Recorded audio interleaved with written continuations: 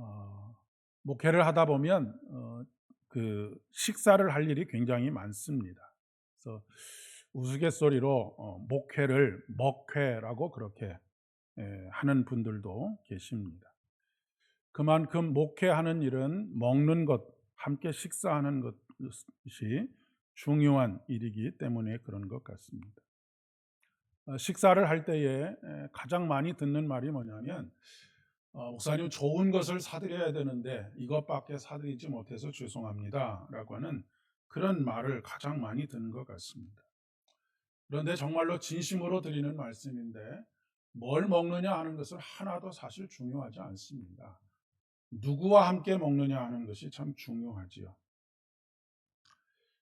무엇을 먹느냐라고 하는 것은 뭐 그 사람의 경제력이나 이런 것들을 가늠할 수 있는 잣대가 될 수는 있겠지만 무엇을 먹느냐 하는 것은 관계가 어떤 관계를 맺어가고 있느냐라고 하는 것을 보여주는 것입니다. 어떻게 먹느냐에 따라서 공동체의 사고와 패턴을 읽을 수가 있습니다. 요즘 K 뮤직 뭐에서 뭐 여러 가지 문화적인 면에 있어서 세계적으로 한국의 것들이 알려지고 있지 않습니까? 그 중에서도 K 음식이 굉장히 세계적으로 우리가 상상하는 것, 알고 있는 것보다 훨씬 더 깊숙하게 그렇게 많은 사람들에게 관심을 가지고 있는 것 같습니다. 음식은 그냥 단순히 먹는 것이라고 하기보다는 하나의 문화입니다. 가장 대표적으로 음식을 먹는 방법에 있어서 어떤 사람은 포크로 먹고 어떤 사람은 손으로 먹고 어떤 사람은 젓가락으로 먹습니다. 나라마다 그 어떻게 먹느냐라고 하는 방법이 다르죠. 그리고 어떻게 요리를 해 먹느냐라고 하는 것도 다 다릅니다. 그런 의미에서 이 어떻게 먹느냐라고 하는 것은 그곳의 풍토나 여러 가지들과 더불어서 그런 것들이 영향을 끼쳐서 만들어 놓은 하나의 문화라고 그렇게 이야기를 할 수가 있겠습니다.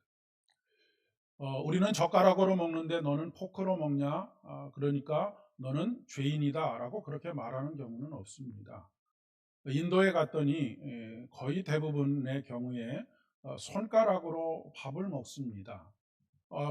너는 손가락으로 밥을 먹으니까 미개하다 그리고 죄인이다라고 그렇게 말하지 않습니다.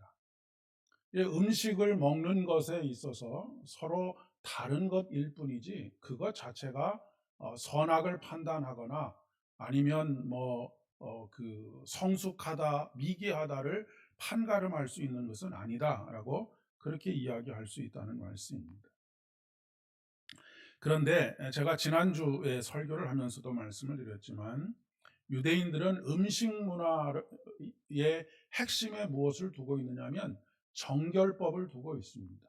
그러니까 율법에 그것도 그 하나님께서 말씀하신 모세의 율법이 아니라 그 율법을 기준으로 해서 장로의 전통들을 만들어 놓고 그 장로의 전통들을 실천하면 의롭다라고 말하고 실천하지 않으면 정결하지 못하다, 부정하다, 죄인이다라고 그렇게 말하는 일들이 있었다라고 하는 것입니다.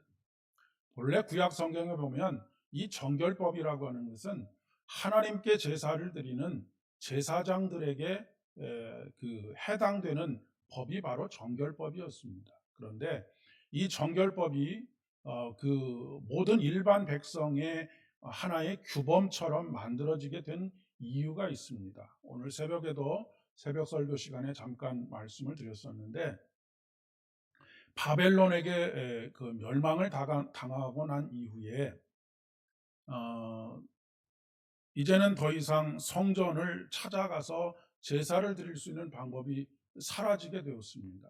하나님께 나아가고 하나님을 만날 수 있는 방법이 사라지고 말았던 것입니다. 그런데 이 바벨론에서 포로 생활을 하면서 여호와 신앙을 잊어버리지 않도록 하기 위한 하나의 방법, 수단으로 말씀에 집중하게 되었던 것이죠. 그래서 이 바벨론에서 회당이 만들어졌고 거기서 끊임없이 말씀을 가르쳤습니다. 그리고 말씀을 외우게 했고요.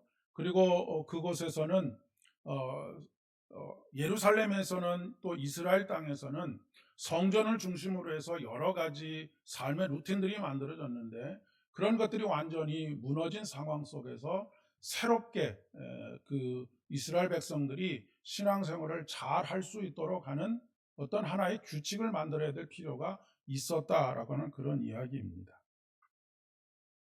그래서 백성들의 일상적인 삶을 하나하나 율법을 가지고 규범을 만들었던 것이죠. 하나하나에게 의미를 부여하고 그리고 그것을 강제할 수 있는 거룩을 강제하려고 하는 규범을 만들었다라고 하는 그런 이야기입니다. 물론 처음부터 의도가 잘못됐던 것은 결코 아니라고 생각합니다. 성전 제사를 드릴 수 없는 상황 속에서 그들의 정체성을 지킬 수 있는 유일한 방법이라고 할까요? 그것이 바로 모세의 율법, 모세 오경을 외우고 그것을 가르치고 기억하고 하도록 하는 그런 것이었는데 그런 것들이 머릿속으로만 있지 않고 삶으로 살아낼 수 있도록 하는 일, 이제 그 중에 한 가지 음식을 먹는 것과 관련해서 정결법을 만들어내게 되었고 음식을 먹는 것뿐만 아니라 죄인과 함께하는 것 이런 것들에 있어서 정결함과 부정함을 나누게 되었다라고 이야기할 수 있는 것입니다. 그래서 그대로 지키면 의인이 되고 그대로 지키지 않으면 죄인이 되는 것이죠. 여러분 세상에 밥을 먹는 것을 가지고 누구는 죄인이 되고 누구는 의인이 된다라고 하는 것이 말이 되는 것입니까? 사실 이 규범이 없으면 아무도 죄인이 되지 않는데 이 규범을 만들어 놓고 죄인이고 아니고를 판가름하게 되는 것이죠. 우리나라에서는 고속도로에 가면 그 제한 속도라고 하는 게 있지 않습니까? 어느 나라에나 가도 다 있습니다만은 100km 혹은 110km 정도 속도를 제한하고 있습니다. 근데 독일에 가면 아우토반이라고 하는 도로에서는 제한 속도가 없습니다. 그러니까 제한 속도가 없으니 거기에는 범법자가 생길 수가 없는 것이죠. 그러니까 이런 규범을 만들어 놓고 그 규범을 넘어서면 범법자다라고 그렇게 말하는 것, 이것이 그렇게 타당하지 않다라고 하는 것입니다. 그럼에도 불구하고 규범을 만들어 놓은 이유는 무엇입니까? 그 사람의 생명을 보호하기 위해서 규범을 만들어 놓은 것입니다. 그런데 그 생명에 대해서 자기의 생명에 대해서 자기가 책임을 져야 하는 것이죠. 100km 도로에서 훨씬 더 150km, 200km를 밟다가 사고가 나면 그것은 자신의 책임인 것이지 그것을 법적으로 강제한다라고 하는 것, 그것은 오늘 정결법의 문제에서는 다시 한번 생각해 볼 필요가 있다라고 그렇게 이야기를 할 수가 있겠습니다. 특별히 지금 우리의 시각으로 보게 되면 아니 가서 손 좀 씻고 밥 먹으라고 하는데 그것이 그렇게 어려운 일이라고 그러느냐라고 그렇게 생각하실 수도 있겠습니다. 그러나 여러분 우리나라의 경우에도 그렇고 2000년 전의 이스라엘 땅 어떤 환경이라고 생각을 하십니까? 지금 아프리카의 경우는 어떻게 여러분이 바라보고 계십니까? 맑은 물이 없고 그 더럽게 오염된 물을 지금도 먹고 있습니다. 2000년이 지난 이 현대에도 그런 물들을 먹고 마시고 그런 물조차도 없어서 매일 왕복 6km, 7km를 걸어가야지만 물을 얻을 수 있는 것이 지금 21세기의 현실입니다. 그렇다면 2000년 전에 그곳의 상황은 어떻겠습니까?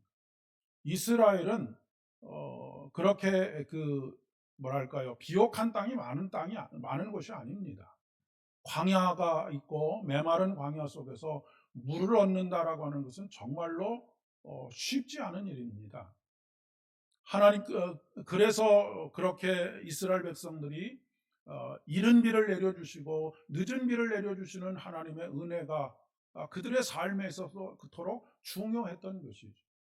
그리고 그들을 날마다 살게 하시는 헐몬산으로부터 내리는 밤새 내리는 이슬, 이 이슬이 곡식을 자라게 하고 식물을 자라게 하는 그런 원동력이 되었던 그런 상황이라고 하는 것을 우리가 상정해 본다고 한다면, 그리고 또 그 빗물농부라고 하는 것이 있었습니다. 이 빗물농부는 어 계절에 따라서 아주 그냥 폭우가 쏟아지는 아주 짧은 계절이 있었습니다.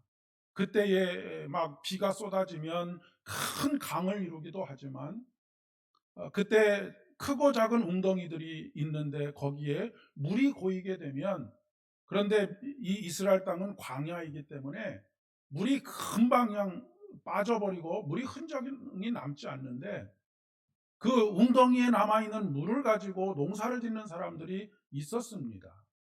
이런 사람들이 있는 이런 상황을 우리가 생각해 본다고 한다면, 집에서 펜대나 굴리고 하인들을 부리고 하는 사람들에게 있어서는 손을 씻고 뭐 하는 일들이 그렇게 어렵지 않게 느껴질 수 있을지 모르겠지만, 거의 대다수의 사람들은 그런 것은 사치스러운 일입니다. 그런데 그런 것을 규범으로 만들어 놓고 너는 이거 안 지키면 죄인이야 라고 말한다라고 하는 것은 굉장히 하나님의 뜻과는 동떨어져 있는 것이다 라고 그렇게 이야기할 수 있다는 것입니다.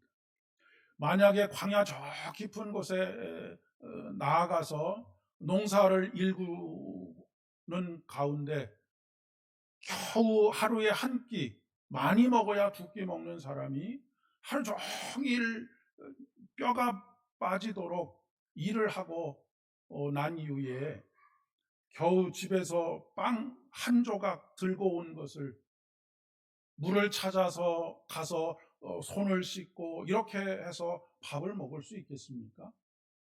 그냥 우리가 보통 하는 것처럼 옷에다가 손 한번 싹싹 긋고 그렇게 먹지 않겠습니까? 사실 우리나라도 지금 상수도 시설이 워낙에 잘 되어 있어서 그렇지, 저 어렸을 때를 생각해 봐도 1년에 한두 번 목욕하는 것, 그런 것들이 일상 다반사였었습니다. 여름에 겨울에 가서 수영하면서 목욕을 하는 것 이외에는 집에서 목욕하는 것이 1년에 한두 번 정도밖에 없었다라고 하는 그런 이야기입니다. 그러니까 이런 것들을 상정하고 우리가 지금 이 정결법 논쟁을 본다고 한다면, 지킬 수 없는 무거운 짐을 지워 놓고 그것을 지키지 않으면 너는 죄인이다, 나는 씻었으니까 의인이다 라고 말하고 있다는 그런 이야기입니다. 손을 씻지 않고 먹는 것이 거룩한 것하고 무슨 상관이 있겠습니까? 여러분, 지금 제가 어디에 가서 물티슈가 없어가지고 손을 씻지 않고 그냥 밥을 먹으면 저는 부정한 사람이 되는 것입니까? 그렇지 않다라고 하는 그런 이야기인 것이죠. 이런 정결법은 또 선한 사마리아인의 비유에서도 극명하게 드러납니다. 특별히 거기에서 강도 만난 사람을 스쳐 지나가고 외면하고 지나가는 사람들이 누구냐면 제사장입니다. 그리고 율법사들입니다. 이들이 왜 이 강도 만난 사람을 그냥 지나가게 되느냐면 자신이 부정하게 될까 봐 그렇습니다. 정말로 하나님의 사랑을 아는 사람이라고 한다면 정이 그 일로 인해서 부정하게 된다고 하더라도 부정함을 불사해야 되지 않겠습니까? 사람을 살리는 일인데 사람을 먼저 살려놓고 보아야 되지 않겠습니까? 만약에 어떤 일에 있어서, 지금 현대에 어떤 일에 있어서 의사가 분명히 이것은 불법적인 일인 것은 압니다. 그러나 불법적인 법을 어기는 일을 하지 않으면 사람이 죽게 생겼으면 먼저 사람을 살려놔야 되는 것 아니겠습니까? 자기가 나중에 그것 불법을 저지른 것에 대해서 본인 스스로가 대가를 치르는 한이 있어도 생명을 살리는 것이 우선이라는 그런 말씀입니다. 이렇게 부정하게 되었을 때에 부정하게 된 사람이 하나님 앞에 나아가서 정결하게 정결 예식을 치르게 되면 하나님께서 그 죄를 용서해 주시는 것이 또 율법에 기록되어져 있습니다. 그렇다고 한다면 이 제사장들과 율법사들이 강도 만난 사람을 그냥 지나가서는 안 되는 것이지.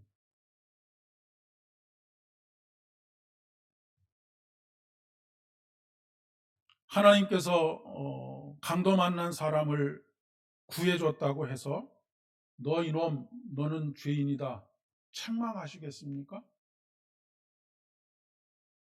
오히려 칭찬하실 것이다라고 생각합니다. 우리의 모든 행위는 사랑으로부터 출발해야 하고 모든 행위는 사랑으로 귀결되어야 합니다. 그리고 이것이 거룩한 식탁이 되는 것입니다. 예수님께서는 식탁이라고 한다면 어디든지 가셨습니다. 오늘도 세리 마태의 집에 가셨습니다. 세리는 아예 이스라엘 사람들이 저 사람은 죄인이다라고 그렇게 규정하고 있는 사람들입니다. 그리고 수많은 죄인들이 또 그곳에 함께 있었습니다. 예수님은 어디나 가셨을 뿐만 아니라 누구나와 함께 하셨습니다. 그리고 무엇이든지 드셨습니다. 고급진 것을만 드셨던 것이 아니고 무엇이든지 사회의 가장 밑바닥에서 당장 하루 한 끼를 해결할 수 없는 사람이 먹는 것도 다 드셨다라고 하는 그런 이야기입니다. 그리고 언제라도 드셨습니다. 그런 것들이 결코 예수님을 부정하게 만들 수가 없었습니다. 왜요? 예수님은 거룩한 분이시기 때문에 그렇습니다. 흠이 없으신 분이시기 때문에 예수님께서 그곳에 계실 때에는 그 음식들로 인해서 예수님 그 자리가 부정한 자리가 될 수 없다는 이야기입니다. 오히려 그 자리는 구원의 자리가 되고 영생의 자리가 되며 회복의 자리가 되는 것입니다.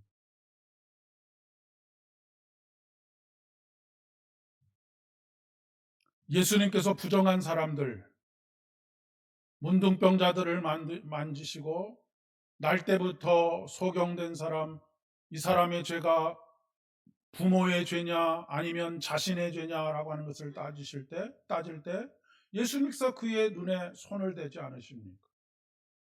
부정한 것들을 예수님께서 만지심으로 말미암아서 예수님이 부정하게 되신 것이 아니라 부정한 그것들이 정한 것들이 되었습니다.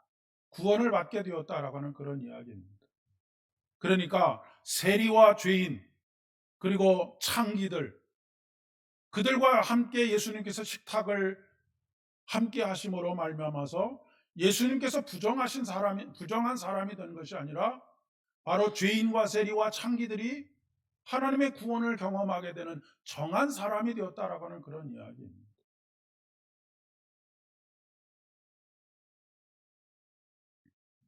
사도행 10장에 보면 하나님께서 베드로에게 하늘로부터 바구니 하나를 내려주시지 않습니까?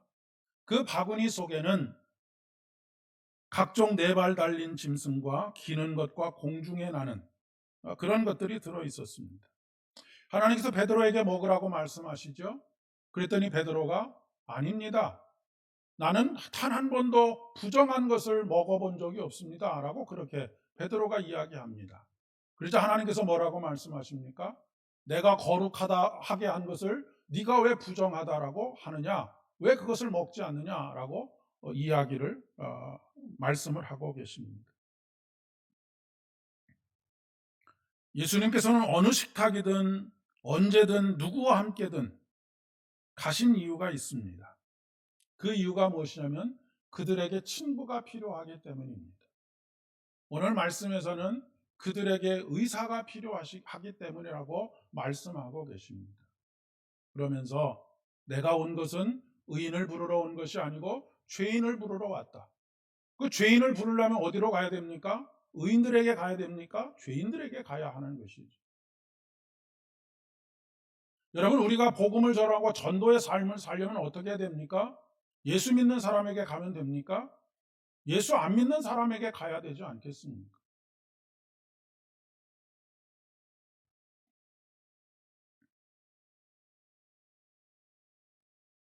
예수님께서 함께 하시는 식탁이 왜 구원이고 회복이고 하냐면, 거룩하신 예수님께서 그들과 함께 드심으로 인해서 그들이 이제까지는 죄인이라고 규정받았던 삶에서 이제는 너희는 더 이상 죄인이 아니다라고 하는 것을 선포하는 자리이기 때문에 그렇습니다.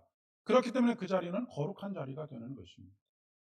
구원의 자리가 되는 것이고요, 죄인에서 의인이 되는 자리가 되는 것입니다.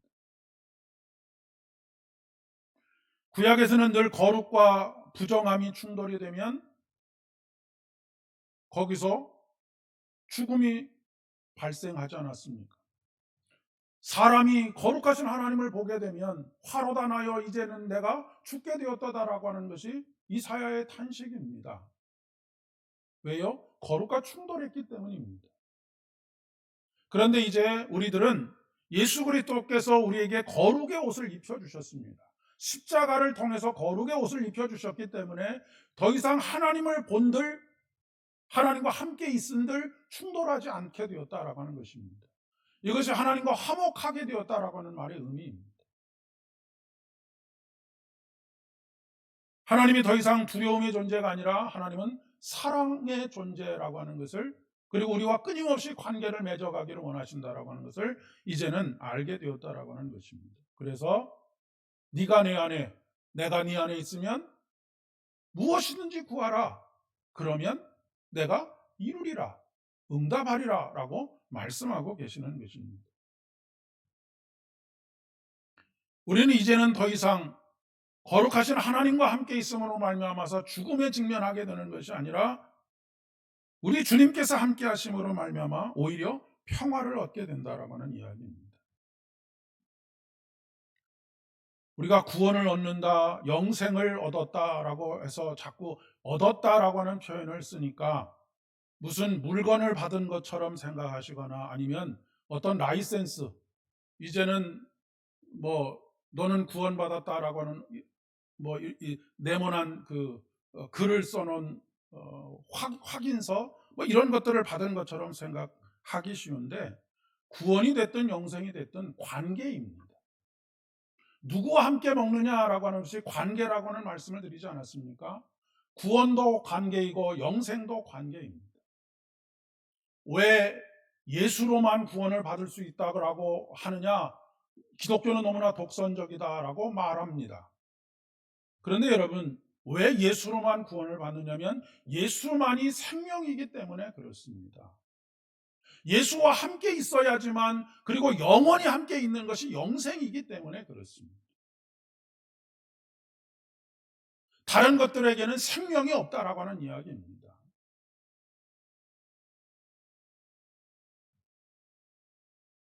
그러니 예수님과의 관계가 끊어지면 영생도 구원도 없는 것입니다. 예수님과 분리된 것이 죽음 아닙니까? 하나님과 분리된 것이 죄, 곧 죽음입니다.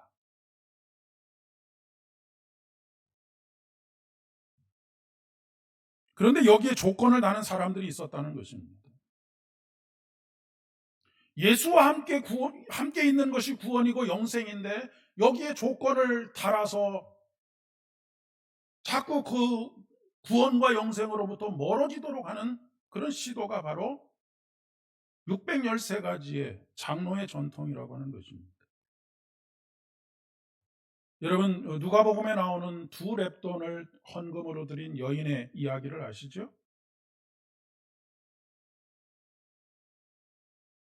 이 여인이 왜 두 렙돈의 헌금을 드렸을까요? 그리고 그것이 그의 전부라고 말하고 있습니다. 성전에 나가서 제사를 하기 위해서는 반드시 두 렙돈 이상의 헌금을 요구했습니다. 그러니 두 렙돈이 없으면 하나님 앞에 나아갈 수 있는 길이 없는 것입니다. 몇 날 며칠을 굶어서 두 렙돈을 만들어 갖고 왔을는지도 모르겠습니다.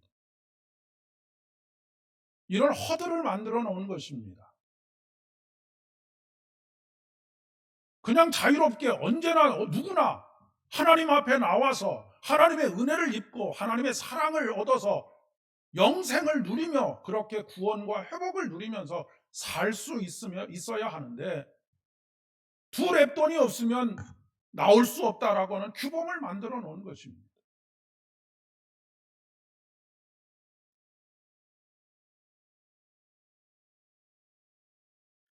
이 가난한 과부는 두 렙돈이 없어서 이것이 한 데나리온의 한 120분의 1 정도의 가치를 가집니다. 한 데나리온이 일꾼 하루의 품삯으로 하루의 가정이 겨우 먹고 살 수 있을 정도인데, 이 두 렙돈은 그것의 120분의 1의 가치를 가지고 있다는 말씀입니다. 그런데 이것조차도 그가 가지고 있는 전부라고 하는 것입니다.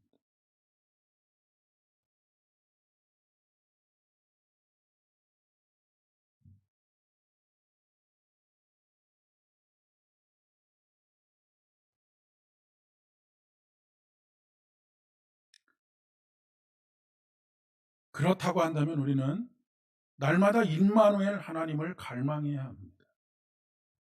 무엇을 지키고 무엇을 지키고 무엇을 지키고가 아니라 우리를 거룩하게 하시는 임마누엘의 하나님, 우리와 함께 계시겠다고, 영원히 함께 계시겠다고 약속하신 그 하나님을 갈망해야 한다는 그런 이야기입니다.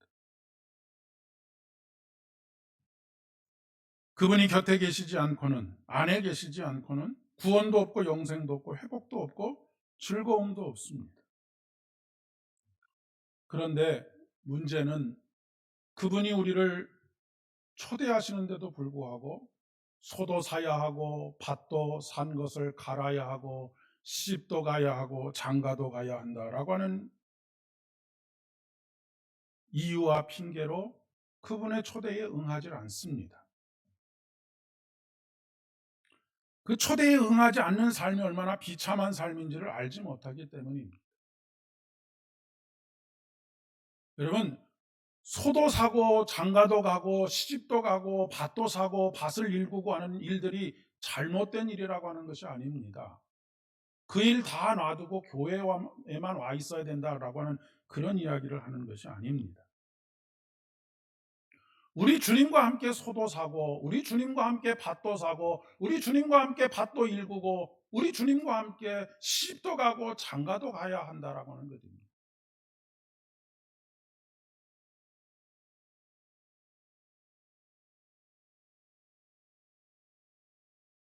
우리가 거룩이라고 하는 것은 어떤 구별된 행동을 하는 것 이전에 거룩의 영이신 성령 하나님, 우리 주님과 함께 있는 것입니다.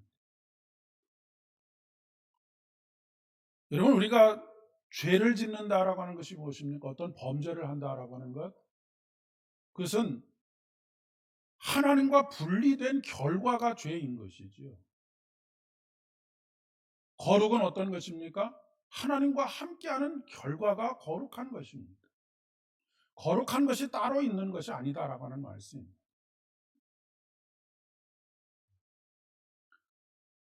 밭을 사고 가는 것, 이것을 하나님과 함께하면 그것이 거룩한 일이 된다라고 하는 이야기입니다. 그런 의미에서 우리 모두는 다 성직자들입니다. 목회를 하는 저만 성직자가 아니고 여러분 모두가 다 성직자입니다. 어떤 일이든 거룩의 영이신 성령과 함께하는 그 일이 거룩한 일입니다. 저는 목회를 하는 성직을 맡은 사람이고 여러분은 각자가 맡은, 직장은 직장에서 아니면 논에서 밭에서 아니면 가정에서 하는 그 일들이 성령 하나님과 함께 하시는 일이라면 그것이 바로 성직을 감당하는 것이라는 말씀입니다. 그래서 이 장로교 신학을 집대성한 칼빈은 직업 소명서를 이야기합니다. 그리고 장로교 전통의 가장 중요한 신앙의 고백 중에 한 가지가 만인 제사장입니다. 만인 제사장이라고 하는 것은 누구나 다 목회를 해야 한다라고 하는 것, 누구나 다 설교를 해야 된다라고 하는 이야기가 아닙니다. 각자의 부르심의 자리가 있다는 것입니다. 그리고 그 부르심의 자리가 거룩하신 하나님의 부르심이라고 하는 것을 깨닫고 고백하고 그 일을 감당할 때 그 일은 바로 성직이 된다라고 하는 의미입니다. 소명이라고 하는 것입니다. 그것이 사명이라고도 이야기할 수 있는 것이죠. 여러분, 제가 지금 설교를 하고 있는데 이 설교가 하나님의 거룩한 영에 의한 설교가 아니면 이것은 연설에 불과한 것입니다. 강의에 불과한 것이죠. 제가 강단에서 설교를 하고 있기 때문에 이것이 거룩한 일이 되는 것이 아니다라는 말씀입니다.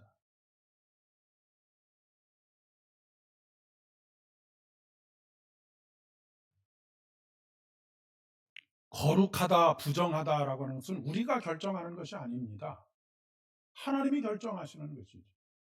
하나님이 거기에 계시면 거룩한 일이 되는 것이고, 하나님께서 거기에 계시지 않으면 아무리 화려하고 사람들에게 칭찬을 받을 만한 일을 해도 그것은 거룩한 일이라고 말하지 않습니다.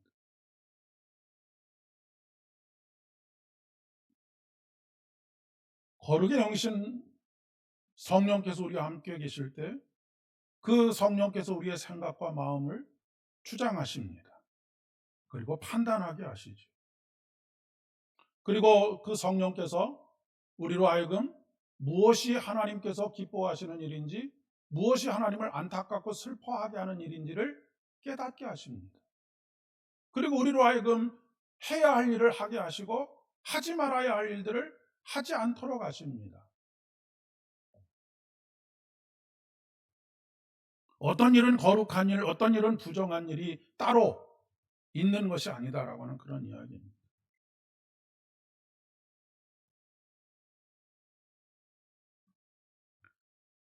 이것을 가능하게 하는 것이 바로 사랑입니다.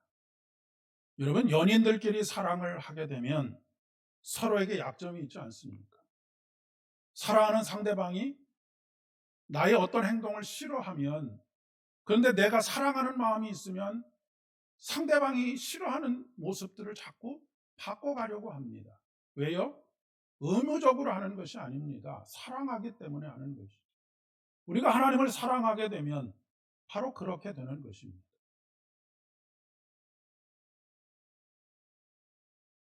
한국 교회의 가장 큰 아킬레스건이 술, 담배 문제 아닙니까? 이 술, 담배 문제 때문에 교회를 나오기를 꺼려하고 힘들어하는 사람들이 무척이나 많습니다. 그래서 천주교에 가겠다라고 하는 사람들도 꽤 있고요. 그런데 여러분, 예수를 처음 믿으면서 술, 담배 그동안 해왔던 거 조금 계속하면 어떻습니까? 하나님과의 사랑이 깊어지면 하지 말라고 안 해도 자연스럽게 하나님께서, 성령께서 깨닫게 하심에 따라서 이것이 하나님께서 기뻐하시지 않는 일이다라고 하는 것을 깨닫기 시작하면 자꾸 하라고 해도, 격려해도 하지 않게 됩니다. 그런데 우리는 그 과정들은 다 생략해 놓고 무엇을 하고 있으면 거룩하고 무엇을 하고 있으면 거룩하지 않다라고 판단하기 때문에 항상 문제가 생기는 것이죠. 우리가 그것을 판단하기 이전에 그를 위해서 먼저 기도하는 것이 옳지 않겠습니까?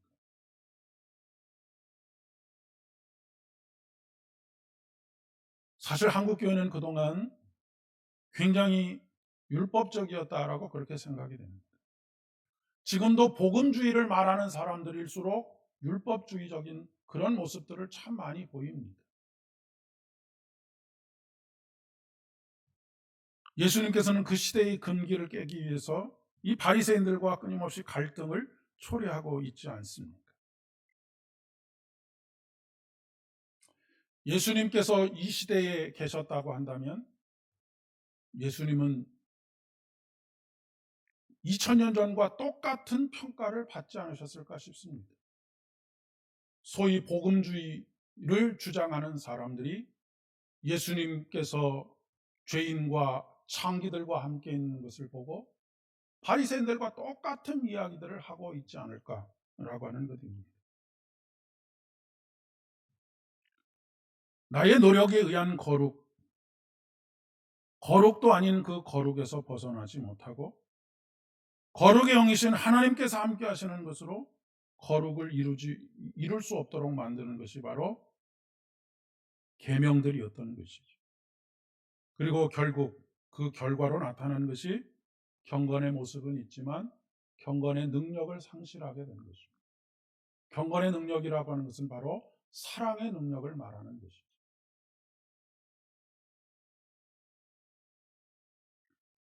여러분, 우리 모두를 왕 같은 제사장이라고 그렇게 이야기합니다. 제가 아까 우리 모두가 다 성직자라고 말씀드렸던 이유가 바로 여기 있습니다. 우리가 하나님의 자녀가 되고 거룩의 영으로 옷 입게 되면 우리는 모두 다 왕 같은 제사장이 됩니다. 누구를 통하지 않고도 예수 그리스도의 보혈의 은혜의 공로를 힘입어서 담대히 성소를 지나 하나님께서 임재하시는 지성소로 나아갈 수 있는 사람들입니다. 지성소로 나아가서도 우리는 결코 사망에 이르지 않습니다. 거룩을 배웠음에도 불구하고 사망에 이르지 않습니다. 왜요? 우리는 이미 예수 그리스도의 거룩을 옷 입고 있는 사람들이기 때문에 그렇습니다. 이번 남은 3일 동안도 예수 그리스도의 보혈의 공로로 인한 거룩을 옷 입으실 수 있기를 바랍니다. 거룩한 영이신 성령 하나님과 동행하실 수 있기를 바랍니다. 그래서 여러분의 가정이 여러분의 성소가 되고 여러분의 일터가 여러분의 성소가 되고 여러분이 하고 있는 모든 일들이 왕같은 제사장으로서의 성직을 감당하시는 복된 시간들, 그래서 거기서 거룩하신 하나님을 경험하고 그 거룩하신 하나님을 한없이 찬양하는 저와 여러분의 인생이 되실 수 있기를 진심으로 축복합니다. 기도하겠습니다. 아버지 하나님, 은혜를 진심으로 감사를 드립니다. 오늘도 거룩하신 아버지 하나님께서 우리를 이곳으로 초대하여 주시고 그 초대에 응답하여 주님의 지존하신 거룩함 앞에 나올 수 있도록 도와주시니 감사를 드립니다. 오늘도 우리에게 예수 그리스도의 보혈의 공로로 말미암아 거룩으로 옷 입혀 주셔서 하나님을 대면하였음에도 불구하고 우리가 죽지 않게 하여 주시고 아버지 하나님, 영원한 생명을 누리며 하나님께서 우리에게 주신 구원의 기쁨과 회복의 기쁨을 누릴 수 있도록 은혜를 베풀어 주시오니 진심으로 감사를 드립니다. 아버지 하나님, 우리가 예수님을 모실 때마다 우리의 삶의 자리는 잔치가 벌어지는 자리, 기쁨이 넘치는 자리, 회복이 넘치는 자리, 풍성한 은혜를 함께 나누는 자리 될 것을 믿습니다. 더욱 크신 은혜 우리에게 부어 주시옵고 날마다 주님을 갈망하며 주님의 임재와 현존을 갈망하는 우리들 되게 인도하여 주시옵소서. 이제는 우리 주님 예수 그리스도의 은혜와 아버지 하나님의 극진하신 사랑하심과 성령 하나님의 위로하심과 교통하심, 주님의 거룩의 영으로 단 한순간도 주님의 영을 떠나지 않아 거룩하고 복된 삶, 회복과 구원과 영생을 누리며 살아가는 삶 되어지기를 소망하며 가정과 일터와 또한 삶의 여러 가지 자리로 돌아가는 사랑 모든 성도님들의 머리 위에, 우리 사랑하는 교회 위에, 이 나라와 이 민족 위에 이제로부터 영원까지 함께 하옵시기를 간절히 축원하옵나이다. 아멘.